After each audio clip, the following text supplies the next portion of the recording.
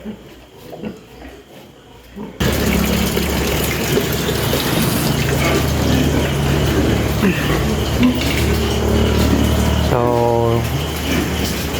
hi guys, ito nga pala ngayon yung sitwasyon ng aming babuyan. Medyo tahimik. Dati puno-puno to ng patining o patiners. So, bago na tinamaan ng ASF.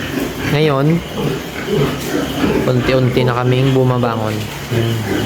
Inuna namin yung aming mga inahin.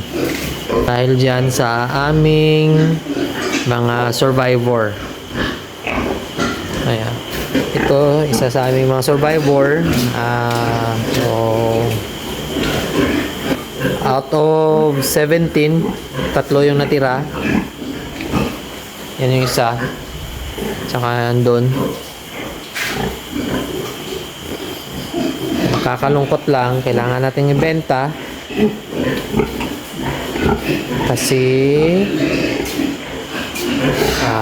mayroon siyang injury. So yan, injury. Kaya bibenta na natin ng hihinayang. So yan, injury yan dyan siya. Bayad na to.